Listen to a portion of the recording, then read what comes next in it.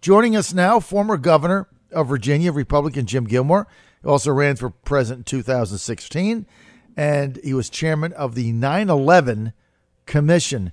Governor, great to have you. Great. Thank you very much, John. For those of my new listeners in Florida that don't know, Governor Jim Gilmore, he has been a steady hand at the helm of the 9/11 Commission. He did a tremendous amount of work in trying to figure out exactly what happened there. He takes a backseat to no one on national security issues.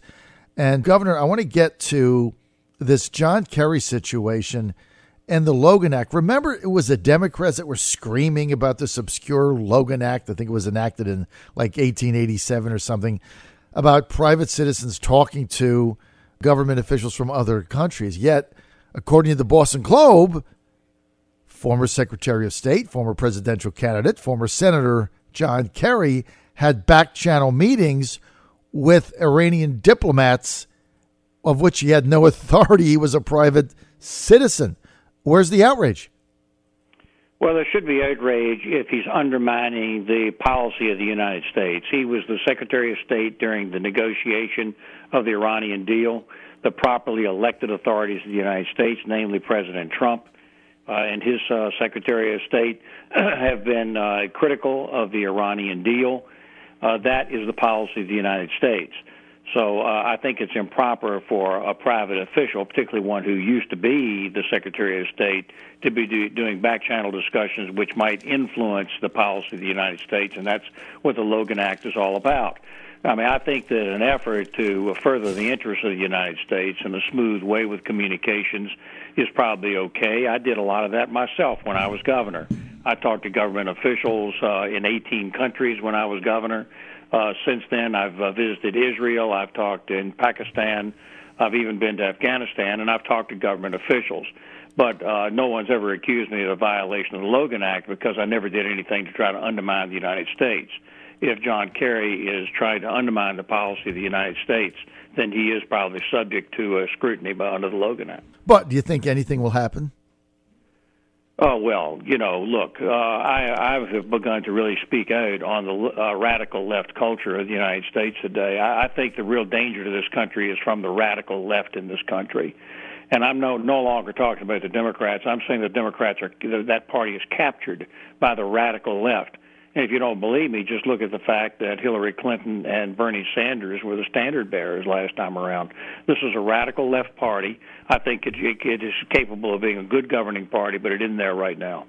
Well, you know what? The media is certainly playing a big part of that because the duplicity, Governor, that goes on is ridiculous. Let's get to the Iranian deal. And the president now, it's coming to a climax. He's going to have to make a decision on it. He just met a week ago with French President Macron. They shook hands and they hugged each other. Macron, in his address to Congress, imploring the United States to stay with the agreement. What do you think Trump will do? We of course, don't know, but I think that we need the greatest possible definition to the American people of what the problem is. And there are basically two problems right now that I can see. Number one, this thing has a sunset on it, so that at a future time, the Iranians are at liberty to actually start their program back up with international sanction to do so, and that's a real problem. That means that they can outweight this. And I think that President Obama and John Kerry were taking a gamble, and that gamble was that Iran would reform in this period of time, this 10 years or so, and would become part of the Concord of Nations. There's no evidence of that. The second problem is, in fact, and that is that doing state-sponsored terrorism all across the Middle East for the purpose of trying to gain hegemony in the Middle East. That is a real problem. It scares the heck out of the Israelis. So I think that what the president is trying to do is to improve this deal. I don't think his goal is to start back up the Iranian nuclear deal, but we can always, or the Israelis or the Americans can always threaten force if that's the case. But the goal here, I think, is to produce a better result than the agreement reached. Well, that's the objective of the president. But one of the things he said, I was at that joint press conference, Governor Gilmore, one of the things that he said, which really makes me believe that there's not going to be any kind of a renegotiation. He said the foundation of the deal is lousy and flawed. I mean, that's a pretty bold statement. I don't know how you renegotiate something where the foundation's rotten. So we'll have to see. I think he's just going to get out of it. And the other thing is, Governor, as you know, being a presidential candidate, he campaigned saying that this was the worst deal in the history of man ever made. So I don't know how the president now goes back and says, well, it isn't all that bad. We can make some tweaks to it and it's going to be all right. What do you think of Benjamin Netanyahu last week when he got on national TV and said the Iranians are building a nuclear arsenal? What was that about?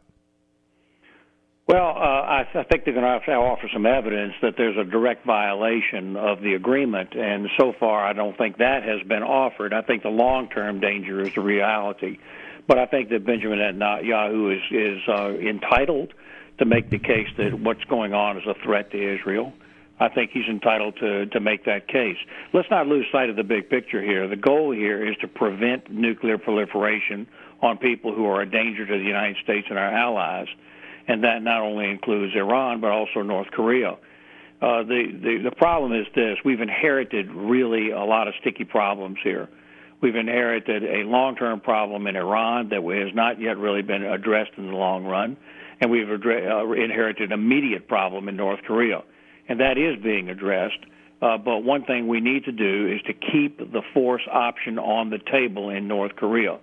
And right now the North Koreans are trying to take that away from us by their peace and love initiative. But at the end of the day, they must give up their nuclear weapons, and the Iranians must be prevented from a long-term nuclear weapon.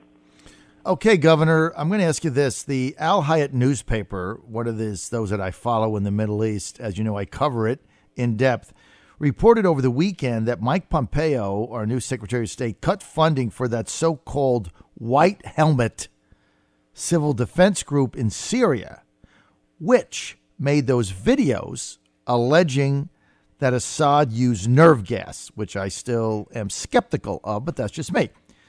Now, the British are still going to continue funding them, though my analysis, off-the-cuff analysis, not deep analysis, big difference, off-the-cuff analysis. What is the difference of that? This is off-the-cuff analysis, kind of like my Kentucky Derby pick, right? Off-the-cuff analysis, that the the Brits are still going to get. I think this suggests that the Secretary of State knows maybe the gas attack was not really true. What do you think? Well, first of all, I think you got to separate the gas attack from the support of the organization.